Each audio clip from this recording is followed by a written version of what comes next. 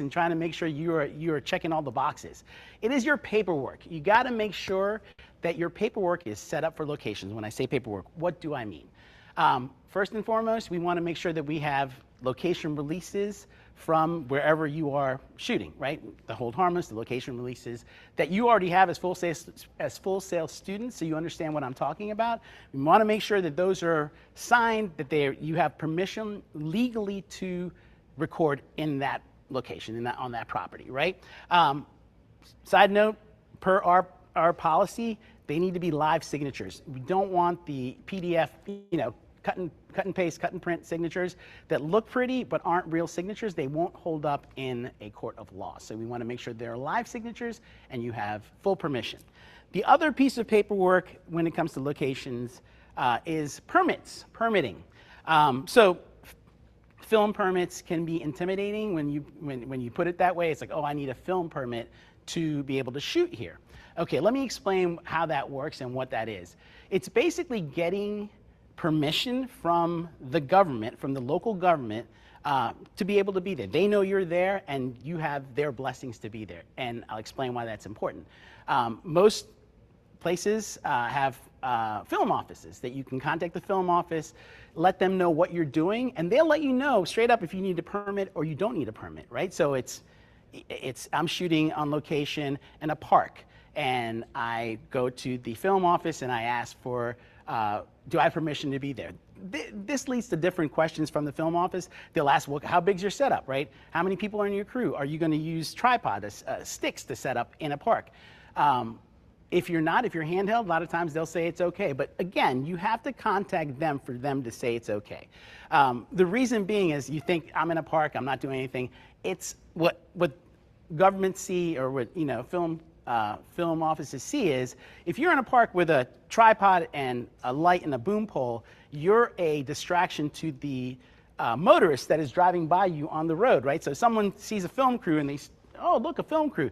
They start going slow, they could hit somebody. So there's all these things play into it, and it's a very, legally speaking, it's a big thing to make sure that you have got a sign off.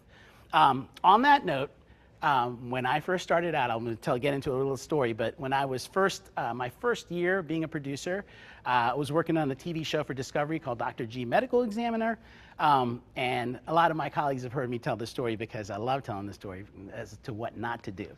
Professor Funk, if any of you guys have him, he was part of this story as well. He was my gaffer on this particular shoot. We were shooting at a apartment complex locally here in Orlando, and I had shot there before, and basically it was, it was a mostly interior scene where there was a drug deal going back.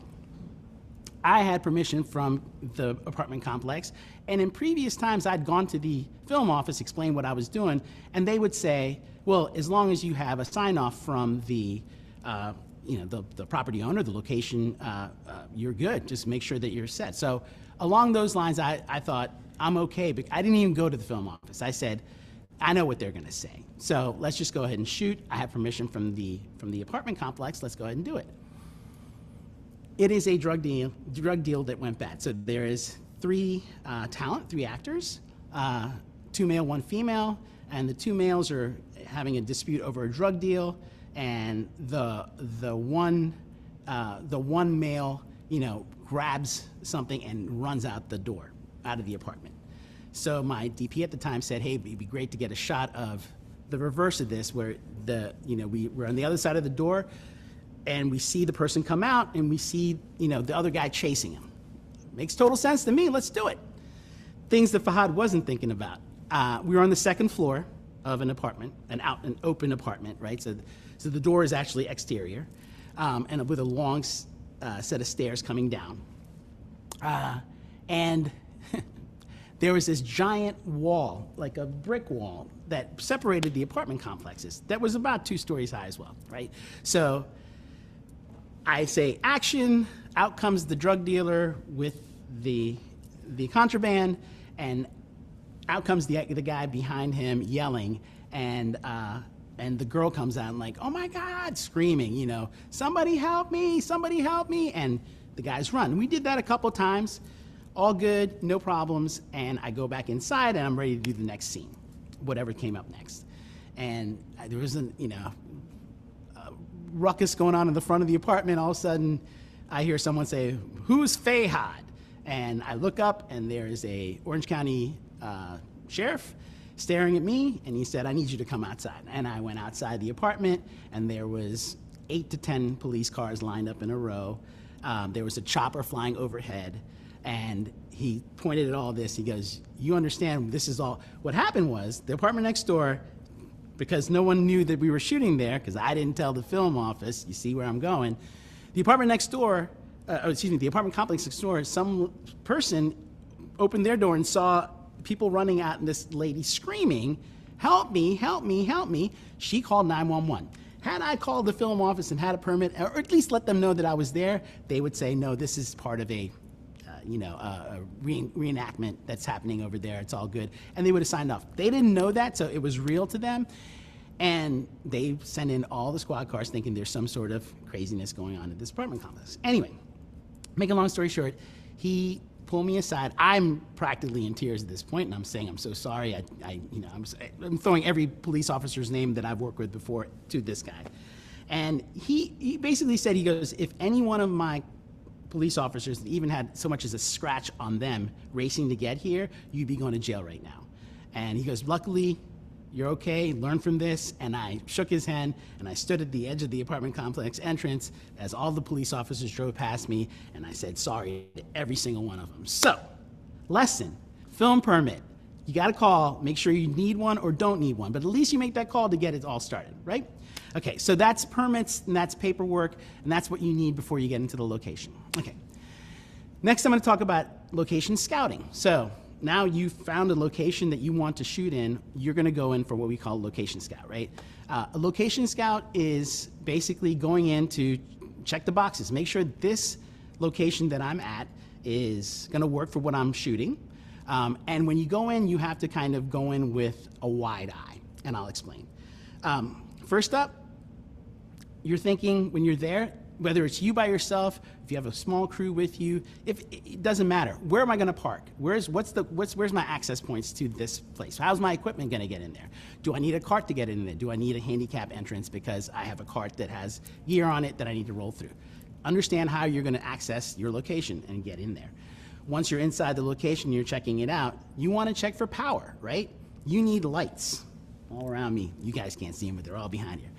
You need lights, you need to set up your gear, so you need to look for power outlets. You need to check to make sure that they work, because the worst thing is showing up at the location, plugging in, thinking it's good, and there's nothing going on, okay?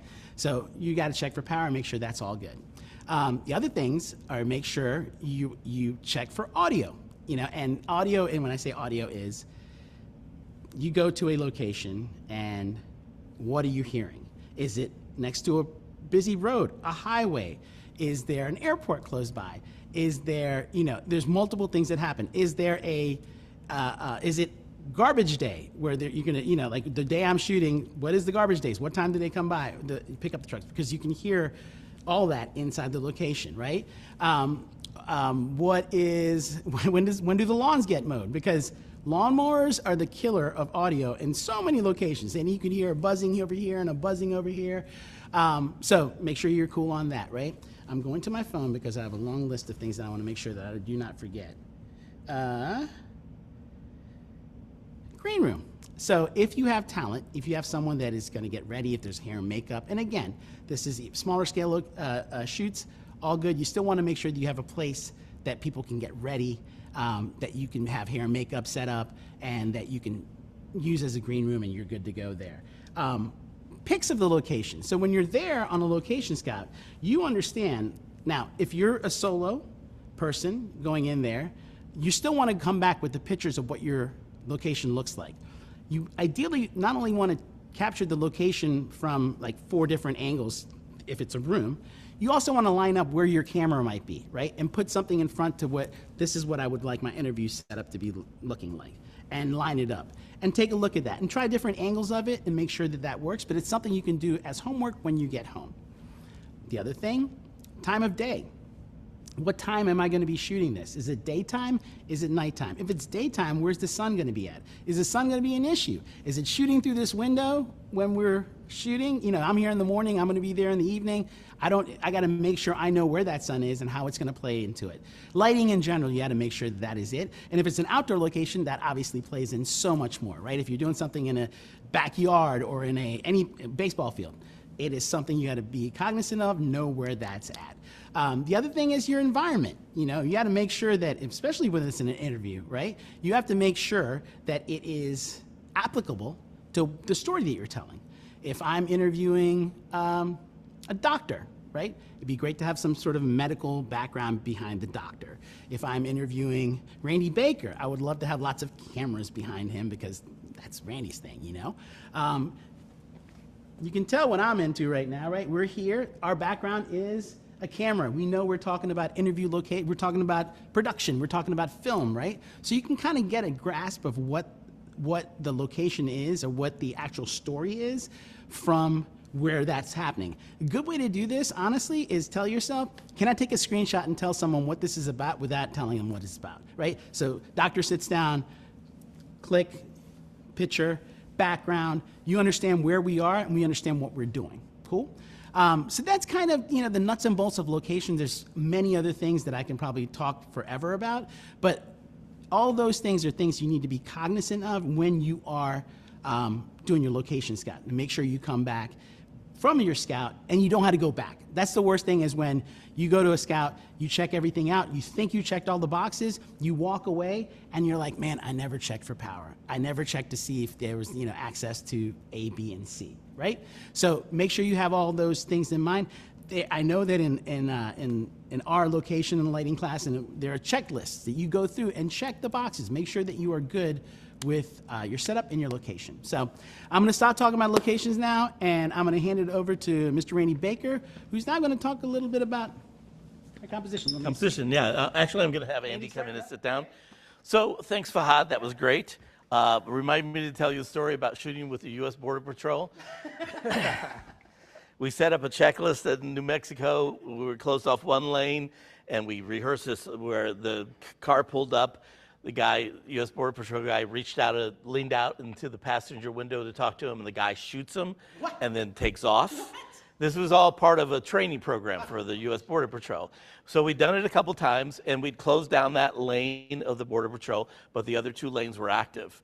And so we did it the third time. The guy pulls up, the guy leans out, he shoots him, falls back. An off-duty police car in the other lane, off-duty policeman in the other lane gets out of the car with his gun drawn, and there's 100 people going, no, no, no, no, no, no, no.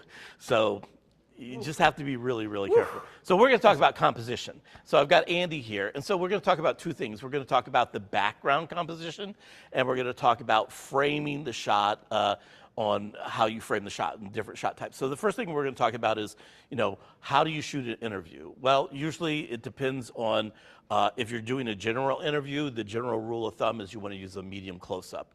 Or if the guy talks or the woman talks a lot with the hand, you might want to come out to a little bit of a medium shot. And so you have to know shot types. And here's the thing you need to know about shot types. So extreme wide shot, if there's a person in the shot, they're less than a third of the frame. If the person is half the frame, it's called a very wide shot. If the person is head to toe, it's called a wide shot, head to toe. If it's above the knees, it's called a western shot or a cowboy or a mid shot. If it's waist level, that's a medium shot. If it's above the belly button but below the breast, that's a medium close-up. And if it's from the breast to the V's of the armpits, that's a close-up. Anything other than that is a medium close-up. So for most interviews, we want it as a medium close-up, okay, below the breast, where the elbows come to. And so the reason why is if you're too close and they're a talker, then the hands are just going to be coming up into the frames and all you're going to see are little bits of the hands. So you want to, if they're able to use their hands, that's really great. And it feels more natural. Again, if you're talking one-on-one with somebody, you're probably 2 or 3 feet away from them and you're seeing them as a medium close-up on that. So that's what we're doing here. If you're doing a second angle, you go off 30 degrees and you change the focal length around 20 millimeters. So you'd be on a close-up maybe for that. So that's what we're doing here. And I'm going to frame you up here, Andy, and I'm going to jump behind the camera here so you can see this. Now, the other thing I want to show you here is that what I'm doing is, if you look at the rule of thirds grid here, the rule of thirds grid is going right through the middle of Andy, right? But pay attention as I come in a little bit tighter on him here. What I'm going to be doing is I'm going to put that top horizontal line right along the middle of his eyes. And so as I come in closer on a close-up shot, again, see where that stays? And now look at the top right intersecting point. See where that's located at? Usually on the tear duct of the dominant eye. The dominant eye is the eye that's closest to the camera. Now, Andy's looking across the camera, so he's looking on this side of the camera, and that's where you need to look. And so that's how I have it framed here. You don't have it framed in the middle with him looking across there. So Andy, look straight ahead now. Okay, so if you were doing a subjective versus objective, you would change that, either looking straight forward if you're talking to the audience, or looking over here if it's an interview. So that's it. So I'm going to come back out to a medium wide shot right below the elbows, and then we're going to talk about headroom. So if you look at the top of the head to the top of the frame, I've got a little bit of space there. That space is known as notional space. And of course, you don't want things coming out of the back of the head and stuff. Those are called tangents. You want to stay away from that. And again, you want to frame it so it's right through the middle, just like that. And you will tell, because it will look natural to you. That's the whole point of this. When you frame an interview correctly, it looks natural to you. And that's what we're doing here. So that's it. And then the eye line. Okay, he's looking across the frame for us. Now, that's kind of a cultural thing. I do a lot of work for VH1 in France and BBC. They like looking out here. This is where they like it looking. I usually have it about 6 inches off the camera, as close to the camera as possible. Now look on this side of the camera, Andy. So now he's looking. Yeah, now he's looking on the opposite side of that. So that's it. So we're going to come back over. So that's really, and look back across there. So that's really how to frame a shot. It's really pretty simple when you're doing an interview. Right. Can I ask you a couple questions? Sure. Okay. You have me placed on the left side of the frame. Mm-hmm. Could I be positioned on the right side of the frame? You know, I heard this story you told me once when I was trying to explain to students, you know, about where to place talent. And you had the good guys and the bad guy method. Could you tell them what that means? There's a concept in film making called the left-right rule. And you may not have heard about this, but once you know this rule and you start watching television at night, you won't believe how much it's used. So good guys come in from the left, exits from the right. Bad guys come in from the right, exit to the left. And so if you know anything about framing, if you've been through my shot, you know that 41% of the time people look in the upper left-hand corner. Why is that? Because that's where the good guys come in? Well, no, that's because we're conditioned. Left to right, top to bottom, we're reading. It's about reading. We always look there. So that's it. Now, there are other things that draw your attention. But, you know, so if you watch professional wrestling, for example, the good guys will always be on the left, the heels will always be on the right. When you look at crime dramas at night and you watch those, you'll see, and you will be amazed at how often this is used. It's kind of an unwritten rule. Okay. Another question. Okay, I see this a lot. The subject will be framed on it doesn't matter, it could be the right side or the left side, but if they're on the left side, I see the subject looking out of the frame. Mm-hmm. Can you? Yeah, it's called socially anxious framing. So if you're a fan of Mr. Robot, you see that a lot in Mr. And so when you do that, it feels like the character is trapped or like isolated from that. When you're looking across the lens, you know, then it feels more natural to you.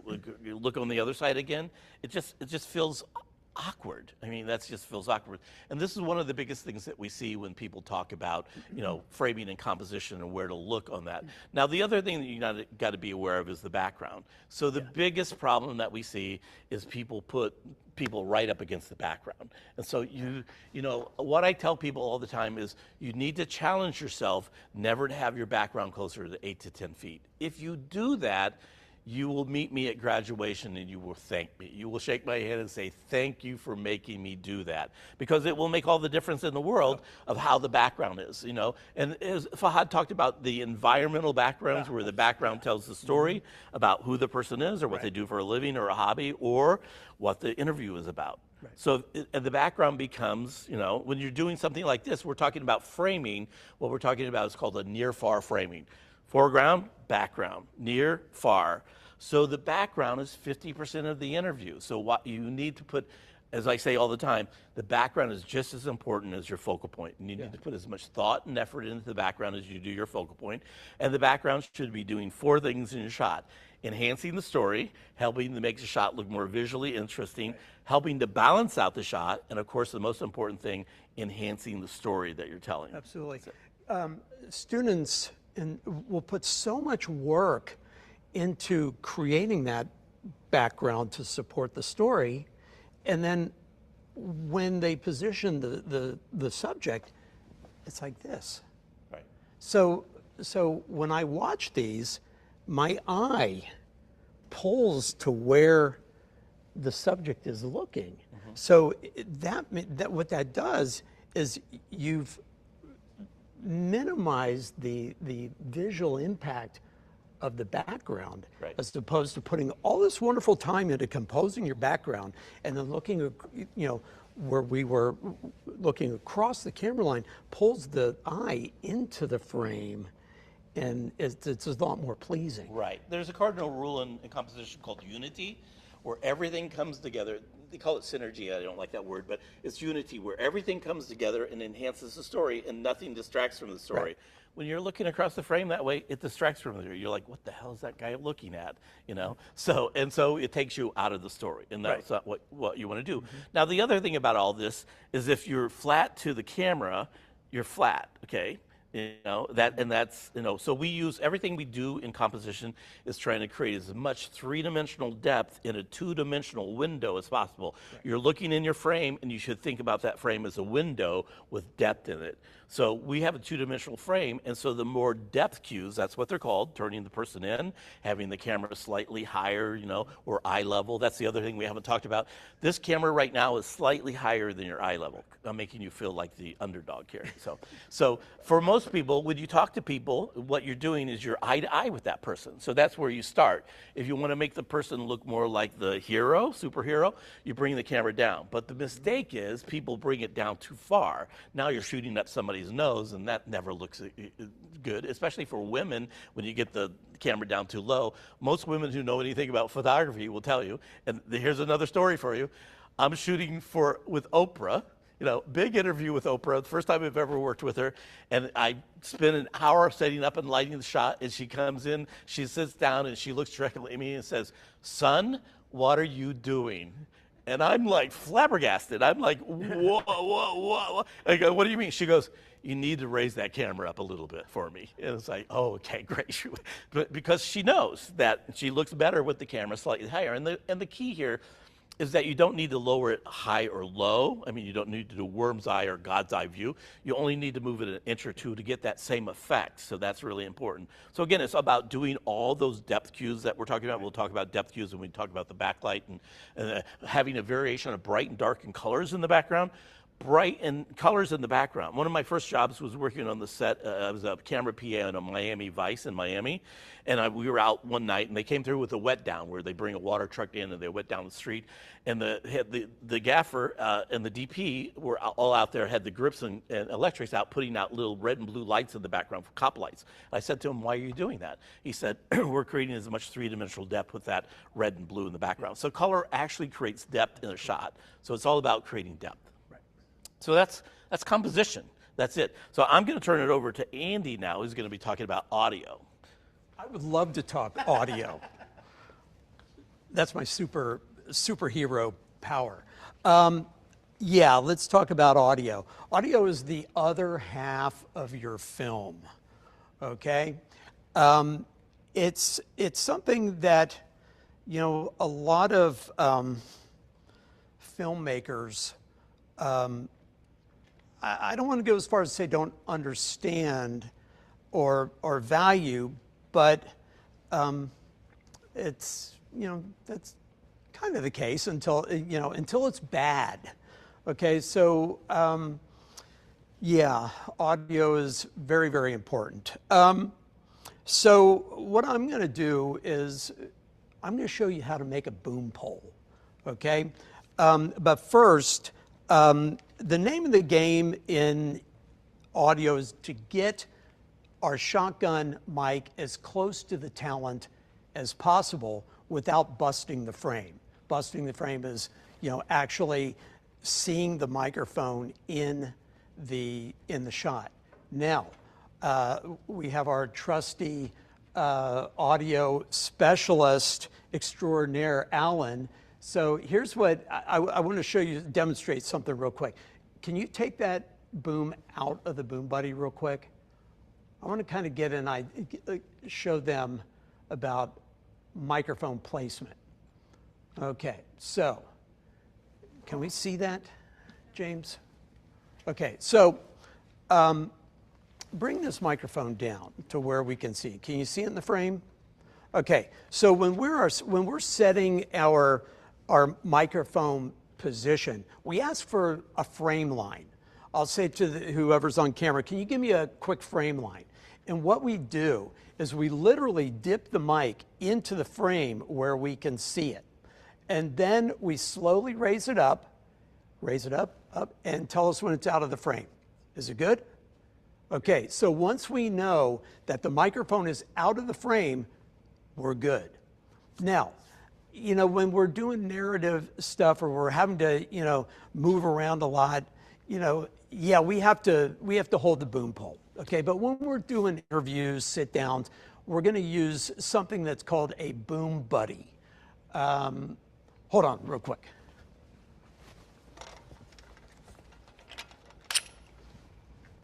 It's something like this, okay? And actually, you can find one of these at Walmart in the boating section. It kind of looks like a fishing pole holder that you would put on the side of a boat. Okay, so you can go to Walmart, you get a Matthews head, grip head, and put it on one of your lighting stands, and then you position the boom pole, and it holds it. I use probably a boom buddy on 99% of the interview jobs that I go on, and it works fabulous. Okay, now I want to, for those of you who have had me an introduction to post-production, we were shooting on our phone. Okay, and I spoke about the microphone on your phone being like right there. Okay, now, like I just said, the name of the game is to get that microphone as close to the talent as possible. Okay, so what we were going to do if I was interviewing Fahad, can you come here? Yep. Okay, let's see if we can show this. Okay, so in order to get this microphone as close to the talent as possible, I physically have to move this phone as close as I can. All right, now, I don't know about Fahad, but if this phone was as close as I would want it as an audio guy, that might be too close for him, okay? Might make him feel uncomfortable. Okay, so we end up having to move this back probably about 3 feet or so, right? Are you comfortable with that? Very comfortable. Okay, so once we get that set, now we go in and reset the framing, and everything is good. Okay, so cool. Good, thank you. Bye. Now, when you get your camera rig, you'll see a microphone mounted on the camera. Okay, so what we're actually going to do, we're going to take that microphone off the camera, and we're going to create a makeshift boom pole. Unless you want to go out, and pay, a couple $100 or more on a, what are they made of now, Alan? Carbon fiber. Thank you. Pay hundreds of dollars. As you're just getting started, we can make this out of a painter's pole, which is what I'm going to show you. But the point of this is, now by being able to separate the microphone from the camera, the camera can be back as far as it needs to be, and you can zoom in and set the framing medium close up, right? And with the camera being 6-7 feet from the subject, and then because you can get that microphone off the camera, now you can get the microphone in where it needs to be. So let's take a moment, and I'm going to demonstrate here how you can make a boom pole out of a painter's pole you can get at Home Depot or Lowe's. So this is the microphone that comes with the Sony, okay? There's a clip on it that you can release and you can pull this out. So now I'm going to take a roll of gaff tape, like so. This is 2-inch, so I'm going to tear that. And what I'm going to do is we're going to take the pole, like so, and we're literally going to gaff tape it like so. Okay, so let's do that. This is really cool. I feel like I'm in MacGyver mode. Like a 45-degree angle. Yeah, that'll be workable for starters. But, with a pro rig, we have mounts that, we can adjust the angle. So this is really cool. Easy to do. So now we just take our cable that we get with our rig, and we're just going to connect it in here like so, connect it into the mic, and then we're going to simply wrap it around like so. All right, and we'll put another piece of gaff tape down here on the end of the pole, like so, and there we go. Can I jump in there for a second? Absolutely. Okay. So I'm going to jump in and I'm going to show you something a little bit easier. Okay. So let's untape this if we can. Yeah. And so also with your camera kit that came with your shotgun mic I didn't realize they was had that. this. Okay. Okay. This comes with your camera mic, and if you have a painter's pole that's set up. Oh, check this out. So yeah, so that you can screw this right on the end of the painter's pole and Did the they really mic. design it for that thread? No, but the painter's pole just happens to be the Just same thread. happens to be the Yeah. thread. Okay, now here. You must have quit. So there you go. So now what you do is you just screw this on like this, and then put the shotgun mic right in here, and voila. And so this comes with your package. And so, as you've heard me say to a lot of you guys, don't put this in the shotgun mic holder on the camera. Put the rubber gasket on there. Oh, that's great, Randy. I didn't know that. And listen, get some black paint, paint this whole thing, they'll never know the difference. It'll be a boom pole. Absolutely. Okay, that's great. Thank you, Randy. So there you have it, just like that. And this is even better because now you can adjust the angle. Perfect. All right. Now there are a couple other, things we can do for audio.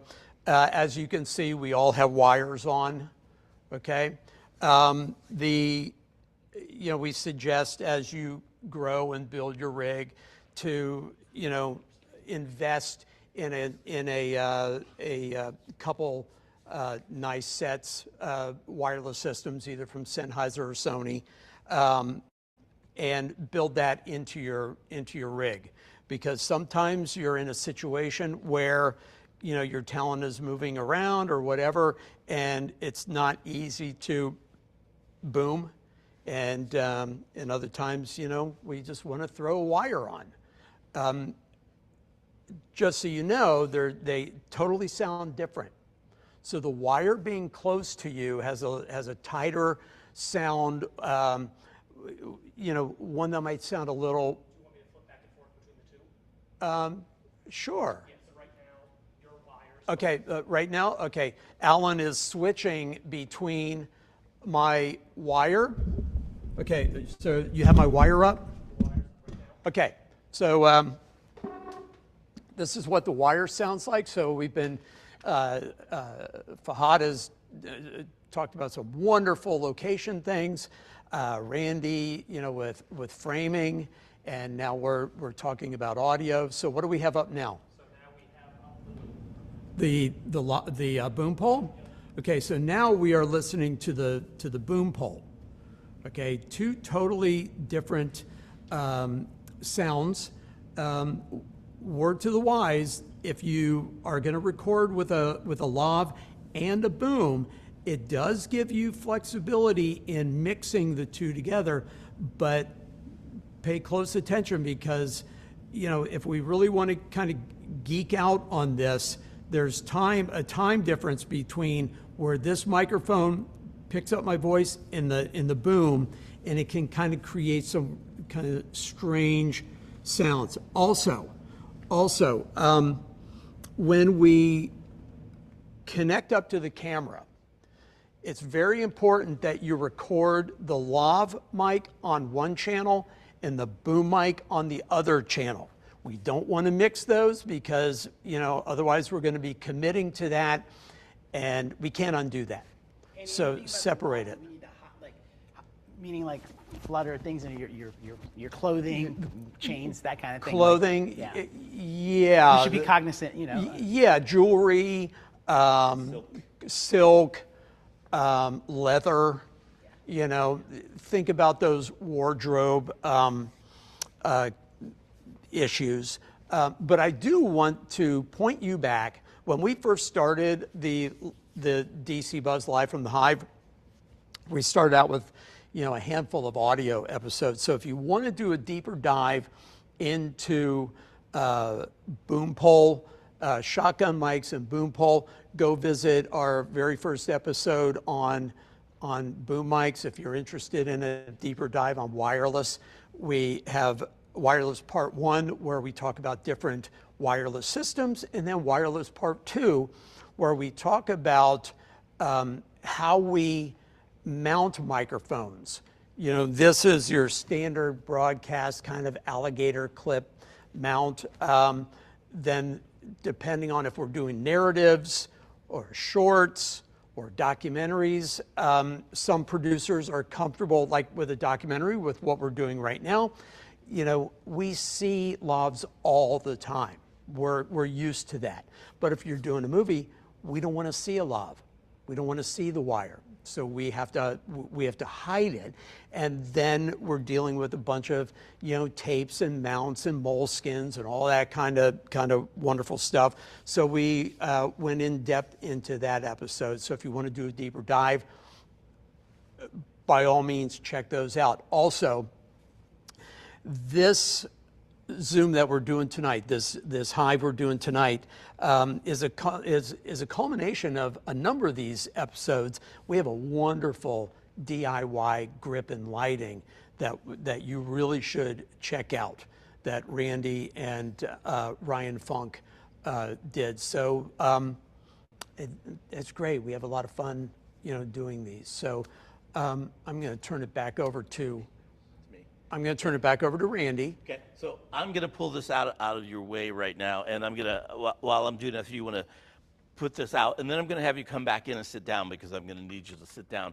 So now what we're going to really be talking about is lighting. And you probably didn't notice what I just did, but I moved into the range of the shotgun mic that was pointing at me, so I wasn't over here. So you need to be aware of that as a talent. So come on in and sit down again, Andy. And I'm going to frame Andy back up here real fast so that we have the shot that we're looking at, a medium close-up shot with Andy. Get me in the ballpark for here for my focus. So, right, you're going to look across the camera right here. So Turn the chair a little bit. Yep, we're turning that. You can see. Now look at my framing on this. Again, the left vertical line is close to his eye line. We've got the right vertical line going right on the camera in the background. And so here's what I want to show you. I'm going to come in here, and I'm going to move the key light in. So if you've been through my class, you know this. The key light should be 3.3 feet away. So here's what I tell you. If you can't put your nose right here and touch Andy with your finger, you're too far away. That's 3.3 feet. So if we go here, okay, now that's about right. And the reason that we do 3.3 feet is simple. At 3.3 feet, that's where most lights are rated at 100% intensity to put out 100% of the output of the light. And if you know the inverse square law, which everybody should know, you know that if you take that light and you double the distance, 1 meter, 3.3 feet, to 2 meters, 6.6 feet, you've lost 75% of the light. And every time you double the distance, you lose an additional 75% of the light. So 9.9 feet, 89% of the light's gone. 13.2. And that works with audio as well. Works with audio too. Yeah, it's the same thing. Inverse square law. The further you move the boom mic, you're going to lose 3 dB of gain. And then the other thing you need to know about the inverse square law with lighting is that, you know, every time you move that light back 1 meter to 2 meters to 3 meters, you quadruple the size of the light. So we got a 35-inch light source right here. If we at 3.3 feet, if we move that back to 6.6 feet, it becomes a 140-inch softbox. The reason why that's important, the larger the light source, the softer the light. The softer the light, the more it wraps around an object, and the slower it falls off, which for most people looks more visually pleasing, right? That's how you do that. Now, I'm probably pretty close to that light right here. But the other thing you need to know is that we always start with the key light. Why? The key light is the most dominant light in the shot. And then we usually turn other lights off. Like, I've got a background light here, and I'm going to fly that in. And so let me know when the light stand is in the shot. It's in? Okay. Okay, so come out. Okay, right there. Okay, so I have a arm on this now, and I'm going to raise this up. And again, I'm going to kind of estimate 3.3 feet from that to there. So I'm right there on him. I'm going to change this. And so now tell me, is that too hot on him? Okay, so we could move the light back. Again, inverse square law. If you know the inverse square law, if I move it back another 3 feet, I lose 75% of the light, okay? So that's probably looking a little bit better now, okay? So that's it. So that's what you need to know. But you always start with your key light. If I turn this light off and you look at Andy here, okay? So that's just the key light alone, okay? Yeah, there's no separation there. So that's it. And then you turn your key light on, and then the next thing you do is you bring in your fill light. So let me bring in my fill light. And the fill light, all the fill light is doing is filling in the dark and shadow areas. I personally like a lot of darker areas on the other side of the shot. You know, that looks familiar to me. It looks more dramatic almost. But if I didn't want to do that, I would just bring in my fill light, and I would move that in and fill in the dark and shadow areas. Same length, Randy, 3.3? Well, on this one, I'm a little bit closer because this is a little bit lighter. This is a 50 watt, those are 80 watt lights. So again, that's one of the things that you need to know. And so I'm asked this question a lot. As a DP, why do DPs use these big, very large lights? Inverse square law, that's why. Because if you move this light back 6.6 feet, it's an 80 watt light, you're going to lose so much light out of it. That's not going to be, you're spitting in the wind at that point, okay? But if you have a giant light that at 3.3 feet would just be killing him, okay, and you move that back, you get a larger light source that now you can be able to move that back and still be able to expose the shot correctly. So I want you to look at this. And so this is a traditional key light setup and fill light setup, okay? So you always do the key light first, and then you bring on the fill light. And so how does that look? You see the difference between that? Fill that up. And the fill light's not at a 45, the key light's at a 45-degree angle. And so we should talk about this. Why 45 degrees? I'm asked that all the time. Well, what most people don't realize is that 45 degrees is the natural angle of light that you see inside and outside. Outside, an hour after sunrise to 11 o'clock to 1 o'clock to an hour before sunset, 65 to 25 degrees, 45 right in the middle. What other people don't really understand as well is that inside, lighting designers, interior designers, design light, overhead light to be about 65 degrees, table lamps, floor lamps, desk lamps to be somewhere around 20, 25 degrees, 45 degrees, the natural angle. So when you see light coming in at a 45-degree angle, it looks more natural to you, more natural, more visually pleasing, you're going to look at the shot more and you're going to say, oh, that looks pretty good. You know, and you've all seen this where you've seen light coming in, or, you know, one of the big misnomers we see outside with lighting interviews is they say, bring the sun behind the person and use the sun as your backlight, because if the sun's hitting the person from the front with no diffusion, they're like this, they're squinting, okay? Very uncomfortable, doesn't look good. So use the reflector, but if you watch YouTube videos, you'll see that reflectors are down low. They say put the sun behind, put the reflector down low. Well, what does that do? Well, that reflects the light up the face. What kind of lighting usually has light coming up the face? Horror or sci-fi, okay? So if that's what you want to do, that's it. The difference is if you're just using that as a fill, just a little bit of fill, and again, here's the thing you need to know about fill light. Fill lights don't cast their own shadows. All fill light does is fill in the dark and shadow areas. So if you're casting shadows with a fill light, that's a secondary key light. Now the problem becomes this. When you put the fill light on the opposite side, if the fill light is too strong, and again, if I can move this back and bring it back, if the fill light is too strong, then what you have is called a cross key light. You have a key light on this side and you have a key light on that side. And it's used all the time in television for like newscasts and for game shows and stuff, but it creates a very flat looking image. And again, what we're trying to do is create as much depth in the shot as possible. So if I bring this out of the frame and I take your other tool that you have, which is the 5-in-1 reflector, so I can flip this around and I can bring the reflector in on the silver side here, and I can bounce that off, and you can see I can fill in the light there. And I could use the white side and get really closer, the silver side a little bit farther away, but I can use the black side, and this is called negative bounce. And so what I do is I bring this in on the opposite side, and I put it right out of the shot. Am I out of the shot? This way? Yeah, okay. So now I'm not letting any light come in and come in from the side at all. That's called the negative bounce or negative fill. So now when I'm happy with that, I go back here and I turn on my backlight. And here's what I'm going to show you when I do this. I'm going to turn this on, and then I'm going to turn my key light off. So now look at the backlight. Here we go. So there's the backlight doing its job. And you see it's lighting the back of it. There's different types of backlight. There's a topper coming in from the top. There's a 3/4 head and shoulders. If you have a boom arm or a C-stand that you can fly it in either direction, it comes on this side. And this is called a traditional 3/4 backlight, where it's coming in off more of one side. I've got an offset arm on this that helps me bring it into the frame a little bit more. But this is known as a kicker as well. So it's kicking this side. The thing about the backlight that you need to know is that the backlight should never hit the nose. Then it's a side light. So once I'm happy with the backlight, how's the backlight look there? Okay. Switch out for a second. Fahad, come in. Wow. So you have to think about the type. I've got white hair, so you'll see this. Okay. Sit down there. Okay. So how's that look? Am I shiny? Is he shiny? Okay, so I would have to take this back farther, okay, like this, to bring that down. How about that? Looking better?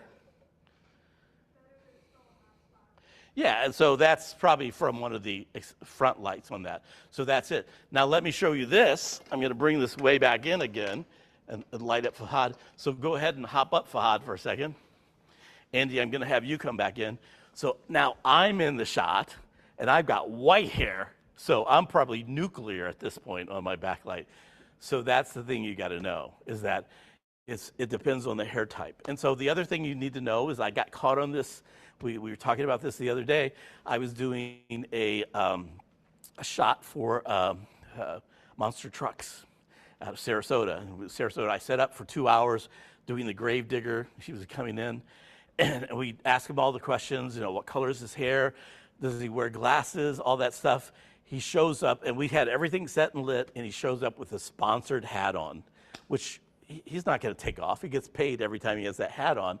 So we had to quickly readjust the lights by bringing the key lights, fill lights down a little bit so we can see under. I had him tilt his hat back a little bit, as much as he was comfortable doing, because it looks a little weird if you go too far. So you got to always think about those things. So Andy, come back in and sit down for a second. So now we're doing 3-point lighting here as well. I'm going to turn the key light back on. And what you're going to see here is that now that comes back up. And so what you're trying to do is you're trying to create three-dimensional depth. Again, lighting does three things in the shot. It gives you enough light to illuminate the shot. That's kind of a no-brainer. It creates a tone and the mood of the shot by the color of the light, the density of the shadow, and the direction of the shadows. Color of the light, warm, neutral, blue. Warm, romance and comedy. Neutral, everyday lighting. What we're doing here, 5,600 degrees Kelvin. Blue, sci-fi, horror, action, adventure. The direction of the light, okay? High, Godfather. If you had a light directly overhead that was causing raccoon eyes on them, that would be Godfather lighting. Low, sci-fi horror. Just look up a picture of Frankenstein, okay?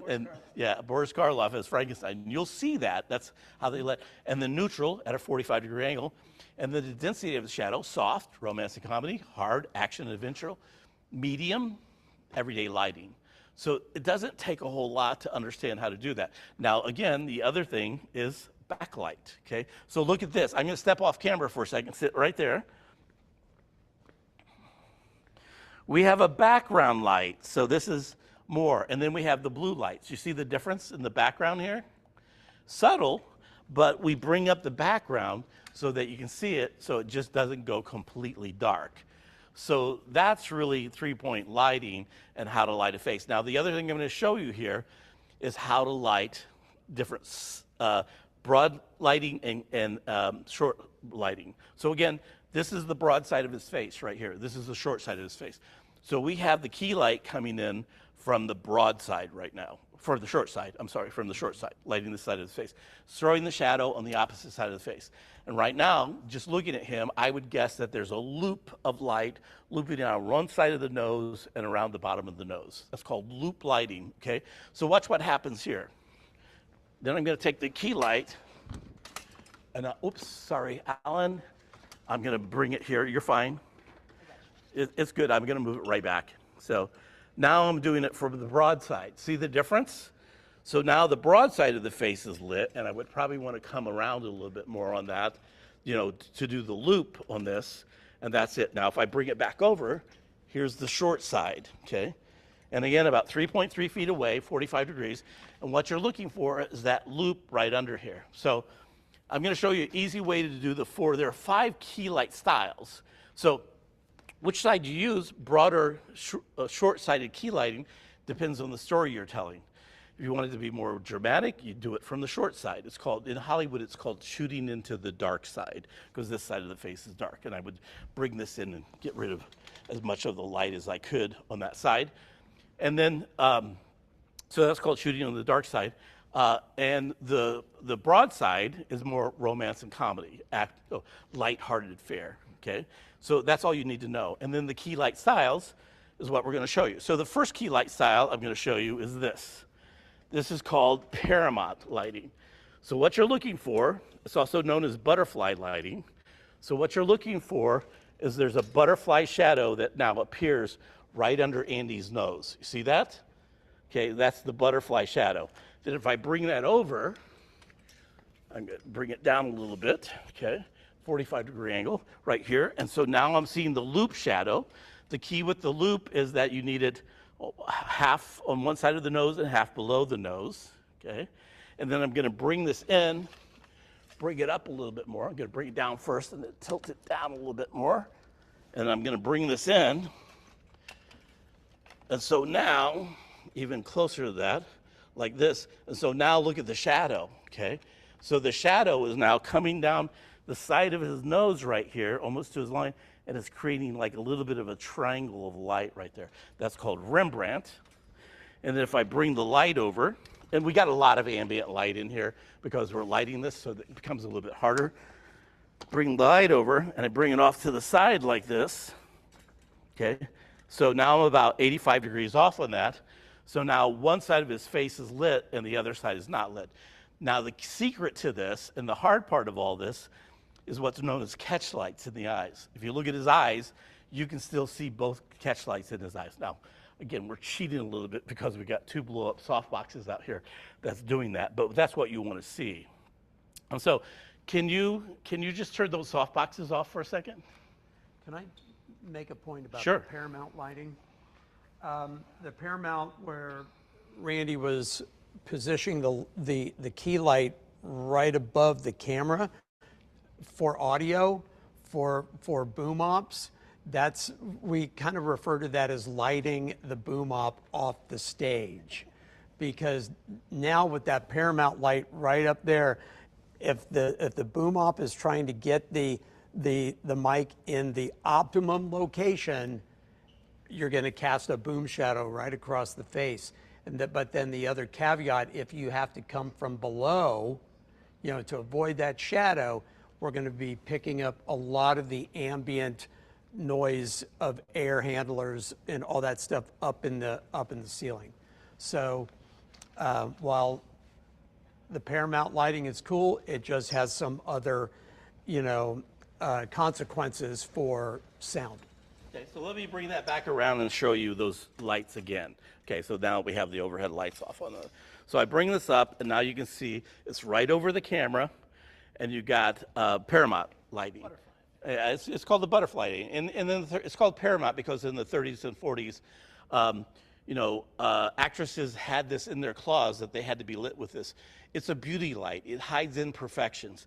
The other light style that we don't talk about is called flat lighting or frontal lighting. Think about a softbox, okay? Think about a ring light. I'm sorry, a ring light. That would, put it right in the middle, and there's no shadows at all, and it hides all the imperfections. Now, if I bring this down and raise it up and bring it in, okay, watch the shadow. Okay, I'm going to bring it over, and lighting is all about the shadow on the nose. Okay, so I'm going to bring this over a little bit more. How's the rim looking now? So you can see coming down the nose, almost to the cheek, and it's creating a little bit of the light, and I would bring it in probably a little bit more like that. And now if I come all the way over, lower this down a little bit, okay, half the face is lit, half the face is not lit. But again, look at his eyes. You can see a catch light in both eyes. So bad split lighting is where you don't see the shadow, key light in both eyes, the catch light in both eyes. The catch light makes the eyes look alive, okay? Without the catch light, if I come over here and you have no catch light in the eye looks just dead, okay? So unless you're shooting vampires or zombies, you want catch lights in the eyes. So that's, the basics of lighting really that you need to know. You just need to determine, are you romance comedy, or everyday lighting, or action adventure? That determines broad or short, and which one of the 4 main key light styles that you use. What about glasses? Okay, Paramount, although it's bad for boom operators, glasses, the Paramount light works the best. Does it? It does. Yeah, and the problem with glasses is it's the shadows of the glasses. It's the glare. The glare is one thing. Now, you can tilt your glasses up a little bit. If you work with talent always wears glasses, have them go to their eye doctor and get non-glare glasses. They make non-glare glasses that really help a lot. But really, if you come off, you're looking at all the weird shadows from the glasses.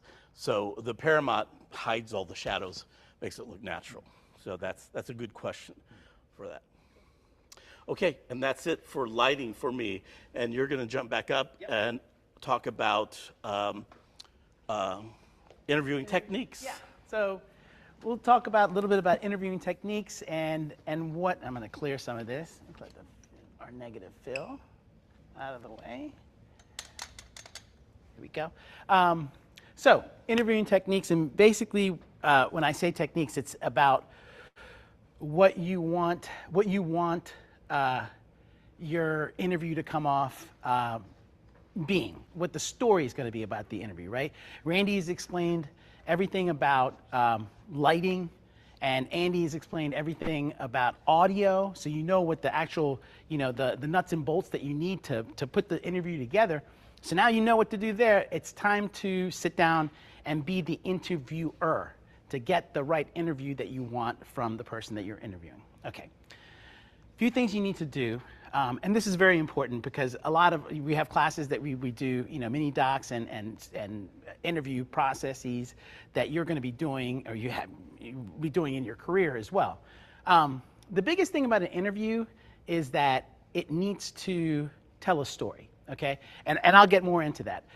But first things first, when you are interviewing somebody, you want to make them comfortable. That's the first thing you want to do is basically talk to them off camera, let them know, hey, you know, I'm going to be talking to you. This is going to be just a conversation between me and you. So don't seize up. And also, we're not, you know, for our purposes, we're not doing live interviews, right? So if a person flubs or mispronounces something or wants to get another, you let them know. If you mess up, no big deal. We'll just go ahead and redo it. It's all. So you kind of give them a freedom of, it's okay to mess up. Just feel free to have a conversation with me, right? A couple of things that you want to let them know ahead of the interview when you're starting up is to put the question in the answer, right? All our interviews, and this is very key, all our interviews that we are talking, we don't want to hear the interviewer. We only want to hear the interviewee, the person that is being interviewed. When you're watching any you know, newsworthy show or news style show, whether it be you know, Dateline or 2020 or 60 Minutes or any interview process, you see someone talking on camera and they're just talking and talking, they're kind of looking off to the side and having a conversation or relaying some subject matter, there's another person on the other side of the camera that is asking them questions to prompt their answers, to kind of drive a story and get them to say what they want them to say, right? So when you're sitting down to do your interview, you have to remember to get them to put the question in the answer because they're not going to be able to hear you. So when I ask you, what color is the sky? You can't say blue. Because if you don't hear me say what color is the sky and the piece that you have on camera is saying, someone saying blue, that has no context. No one's going to understand what blue means. What are they talking about, right? So when I say what color is the sky is blue. So now you have a straight sentence. You have something that you can use on camera, right? So your questions, tell your interviewee, please use the question and the answer. If they forget, if you say, hey, so tell me about how you know, where'd you go to college and what got you there? You know, and they say, Towson, loved being there, you know, and I went to Towson. But I didn't put the question in the answer, so if I only have someone saying Towson, loved being there, that's not enough of a story. So I went to school at Towson. The reason I went there was because of A, B, and C. So now you have something I can say. Make sure you put the question in the answer and relay that all the way through, right? Ask me a question. Randy, how did you get into cinematography? I got into cinematography by, see what I did there? I jumped on his question. So that's the other thing is you have to make sure that there's enough room, they don't step on me, right? So if I start asking a question, make sure there's a pause. And so if Randy had said that, like I'd said, Randy, what do you do how did you get into cinematography? And he steps on me. The lady of the lake, her arm clad in the purest shimmering same, held aloft from the bosom of the water a plumacon tube, divine right. So then I'm talking to Randy and he goes and gives me the answer. I'm gonna let him go for a second. Let him get out of the system. I'm saying, all right, Randy, I'm gonna restate that one more time. And this time, can you kind of tell me, use the question and the answer. And so now Randy now understands, and I'll ask it again, and then Randy will now say, the reason I got into cinematography, and go from there, right? So question and the answer. The other thing you do before you, this is all, I'm talking about before you're starting your interview at this point, right? You get them to say their name and spell their name. And if they're a position, if they're at, you know, vice president of something at a company, make sure they give you their title as well. Now, the reason we're doing that is so then when the editor or yourself as an editor is putting it together, you know what the person's name is that you're about to put on screen. You also know how to spell that person's name, right? So you can do lower thirds and spell out their names and their title. If they're the vice president of something, Fahad, Vania, course director, Full Sail University, it would all list on the bottom. And so when I sit down for the interview, the person interviews, can you say your name and spell it? F-A-H-A-D, V-A-N-I-A, Fahad Vania. And what is your position here? My position, I am the course director for Project Portfolio 3 at Full Sail University. Now, none of what I just said is for the interview, meaning like this is not gonna wind up on camera. This is information for you. I have a lot of students that will use that part in the interview when they'll say like, F-A-H-A-D, V-A-N, I don't need to hear that. That is for your purposes, right? So make sure you get that part of it so you know you're doing the lower thirds properly. Okay, so now we'll get into the actual interview part of things, right? You're sitting there and you are gonna ask a person questions And at the end of the day, the reason you're asking these questions is you want a story. You want a beginning, you want a middle, and an end. And so your questions have to reflect that. I can't, if I was interviewing Randy, I can't say like, Randy, what's your favorite color? He says blue. I say, all right, when's the last baseball game you went to? I went to this one. Can you tell me about your 5th birthday? I can ask him 20 questions. I can ask him 100 questions, but if they're just random questions, even if he says the question and the answer and all of the above, I can't cut that together. What am I going to say? It's like Randy just babbling. Like, I need to direct Randy via my questions. So I will start off asking Randy about, I'm going to use Randy as an example because you're right here, but I would start off with the beginning. So what is the beginning of an interview? What you're setting the story, right? So I would start with Randy like, hey, so where are you from? Tell me about, the early years. What brought you to Orlando? What got you into cinematography? And then build the story. Like, so you get the pre. And this is you be interviewing a restaurateur, a doctor. You're building the story. So again, questions at the beginning are meant to build that part of the story. Then you get into the meat of it. Now you're actually asking the questions that you are wanting to know things. Your audience is now set. They understand what they're getting. Now you're going to ask them, Randy, tell me about what's your favorite camera. Tell me a story about your best job you ever had, the worst job you ever had. And now we start getting into more of the meat of what we're doing. And if it's a current project that Randy's working on and that's the meat of it, then we set it up. Now we're going to talk about the project we're on. Inspiration, what led him to it, what he's looking forward to the most, so on and so forth. And then after all that, you have your ending, right? The ending is usually very easily, the simplest way to do it is, where do you see this going in the future? Where do you see yourself in 10 years? How do you think the industry is going to look, post AI? You just basically like you can ask questions about the future. That's the easy way to do a beginning, a middle, and then you can do a timeline of things, right? And you can change that and match story with that as well. But simplicity-wise, timeline is usually the best way to do it. So if it's something you're covering, it's how did we get here, what is it, and where are we going with it? Cool. The other things are, as far as storyline goes and getting the questions and the answers and making sure you're doing the whole thing, is that you need to build that story. And when I'm giving you the answer, so Randy's talking and I'm asking him all these questions and he's talking about cinematography and I love shooting and my favorite camera is this and the reason is this. That's great, but at a certain point, I need visuals to support that, right? I can't do a 20-minute video or a 10-minute video or a 5-minute video with just someone just talking. I need what's called B-roll. And so even though you're doing an interview and you're not shooting the B-roll right now, your questions are going to point to what that B-roll is going to be. So the person that is talking to you, they're telling you what the visuals that support their statements are, right? So, side note, as students, very important when you have projects, and especially when you have assignments that involve you going out and finding, a person to interview and then form a story around and do B-roll. Sounds simple, sounds straightforward.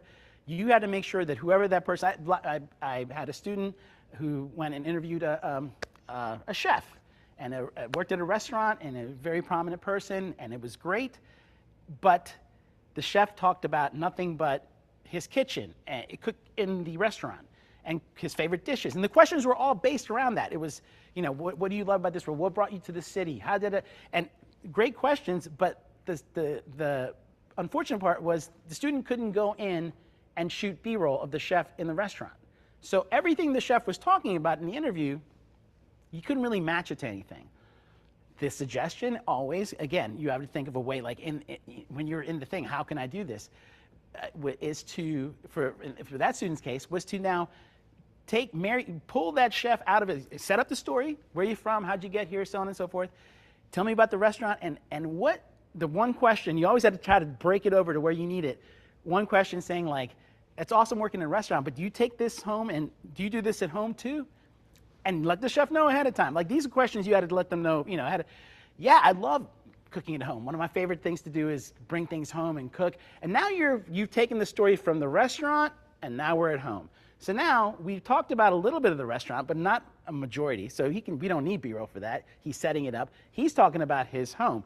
Now I can go to his kitchen. I can shoot hours of B-roll of him cooking, family eating, prepping, so on and so forth. I can get him, pulling things from his garden that he uses, all these things. But again, the mindset is when you're asking the questions, remember, you got to go get the B-roll. So make sure your questions are designed for not only the story, but also giving you the ability to go out and get the B-roll to support your story, to put it all together and make a piece. Okay? And that's it. Anything I'm missing? Come talk to me. Oh, I just remembered something too. Go ahead. Is it okay to ask yes and no questions? No, it is not permissible to do a yes or no question for the exact same reason. Yes and no questions are you can ramble on and on and on, and someone will be like, yep. And you can't use that. It doesn't really give you anything, and it also doesn't give you any kind of length, right? You're spending more time. And that's something that Annie brought up earlier. Follow-up questions, right? So you shoot a question out, and I say, hey, Andy, tell me about your favorite camera, and what kind of lens do you like? And stop. I just said camera. Let him answer, and then I'll ask the next question. Don't shoot out 1, 2, 3 questions all because they're at the top of your head. It is a conversation, but it's also a conversation that you need to keep under control. How important is it to listen to what the people say to you? Extremely important. You have to listen. Exactly. You're not just looking at the next question. You have to listen to what they're saying. Side note, also, I can go down a rabbit hole on this, but not only listen, let the person you're interviewing know you're listening. So I'm talking to Randy, and he starts telling me about something that he's passionate about. I'm not going to go like this, because that's going to, he's going to be like, it's like you talking to someone and they look at their phone and they start texting. Like, I don't want to talk to you anymore, right? So if I want to keep Randy engaged, I'm going to look at him, eye line, right? And I can't talk, but I can mime. So this is what you do. Randy's talking something, nod your head. You have a question, he says something, you're like, you can mime to the person. You can vocalize without vocalizing, but you can let them know they're on a great answer. So keep it coming. Tell me more. Tell me more. Thumbs up. Keep it going. Or like if it's a question, be like, and that helps a person as you're interviewing. One more thing I just remembered. I don't think we went. Did we go over the chair? Yeah. Oh, we did. I'll bring the chair. Yeah, bring the chair. Yeah. I'll bring the chair to you. Here. So, Here we go. Sit down in the chair. Yeah. One last thing. We're back in the interview setup, but that's the interview camera. And I'm setting, and this is me being interviewed, and Randy's interviewing me, right? So I'm talking, and I'm going like this. Now, I'm on a straight chair. I am flat. I am the way Randy wants me positioned to camera, and he can move this chair whichever direction he wants to. He wants to be a little bit of an angle. Right here. Right here, looking there. And I'm here, and I'm good, and I'm talking, and it's set. I can't wiggle. I can't do anything, and so it's direct. Now, if I change to a chair that is a swivel, a fun chair, right? Most of our chairs always have something crazy in them. Now you get your interview doing this. Hey, talking, and right, and after a while, even if you say, hey, can you stay steady? No problem. I'm talking. After a while, I'll just start swinging, and I'm talking, and now the interview's not looking right, because my body is slowly, even though I'm trying to be conversational. Trying to be conversational about it. As I get more comfortable with the interviewer, I'm going to forget I'm being interviewed. I'm going to start talking to them, which you want them to do, but the more relaxed I get, the more it's not going to look cinematic on camera, and it's going to be an issue. So no swivel chairs, as a rule, does not work. So that's kind of the setup with interviews. I think I've gone over everything. Is there anything I'm missing? Yeah. Randy, jump in. One of the key tricks I teach non-professional talent, because a lot of the people will be working with non-professional talent, is that if you're looking across the camera here at me, okay, point your toes at me. Okay, now turn your body that way. Now, no, the whole body. Turn your whole body. Okay, now come back, because you're pointing your toes at me, that automatically aligns you back up with me. You can't go. So point your toes, or if they're sitting, point your knees at the interviewer. Yeah. That automatically keeps you on track with that. I'm gonna use that. Yeah, anchor it to a one position so you can't swerve and miss too much out of the way. And one more question for you. Yeah. What about if they're just rambling on and on about something? Would you ever say to them, look, here's what I heard you say. Could you say it like this? Yes, you can. So if they're rambling on and you get them, first of all, you let them go for a little bit, but if they keep going and you're running with time, you kind of just be like, okay, that's great. You said, and then back it up to whatever they just, you want them to say, can you say that, and then give them a way to say it. And then like say, can you say that with a little bit like with a question, or however you want to phrase it, you're good. Just remind me one more thing. Also, the other thing you have to realize with interviews is this, in the sense of, we talked about environmental and where we are and whatnot. We also had to remember what the interview is. When I started as a producer in television, as I aforementioned, I worked on Dr. G Medical Examiner. It's a TV show that was about autopsies and then people that passed away. And the show was about how did so-and-so pass away, and they build a, like a mystery. It could have been this, could have been that. And then the autopsy reveals what it was, and it is what it is. But we would, along with doing dramatic reenactments of the actual, whatever the passing was, we would also go in and do interviews with family members. We'd interview law enforcement. We'd interview medical personnel, lawyers, so on and so forth, whoever's involved with the story. And so with that, especially when you're interviewing what we call next of kin interviews, right? Next of kin interviews was talking to the deceased's wife, the deceased mother or father, so on and so forth. Now I'm designing questions to take me through a story, but the story that I'm telling is something that's sad and emotional. This now turns into subjective, objective, whether the interviewer is looking straight at the camera or looking offline. That's up to whatever the TV show is that you're running with. But you have to ask the questions, and I would ask questions about putting people, when so-and-so passed away, tell me about the day they passed away. Tell me about the last thing you said to them. If they were here right now, what would you say to them again? Now, I am asking those questions for purpose for my story. They're reliving the worst day of their lives. They're in tears. A lot of times it made me go into tears because it's emotional. So remember your story. Remember what you're at. And it could be something like a chef, a restaurant, a doctor, or it could be someone that has lost someone and it's a deep thing. So make sure you understand what the interview is all about. But with that, I'm going to shut up about interviews and let in my colleagues. So I just have a question for you. Kind of try to be honest about this. Yeah. Have you ever tapped your camera guy on the shoulder when the person is starting to tear up and go, zoom in? Again, because the closer the shot, the more emotional the shot is. Yes, and it's a slow zoom in, but yes, no, for sure. Also, side note, for my students, zooms are meant for purpose. You're just not zooming in for fun. Like you zoom when there's a purpose, and this is that the tears down the face is a great reason for it. So yeah, because you can't ask them. I'm going to ask you this question again. I love that tear, but can we do it? Can we do it again? I'm going to push in a little tighter. I thought that's where that close-up camera is for. So that's it. Well, again, thanks for joining us tonight. We were a little long, but this was a really good Live from the Hive. Look forward. We're going to do another one coming up here that is how to do 2-camera interviews. So look forward to that. And as always, great having you in our classes and as students. Thank you, guys. Appreciate it. We'll see you.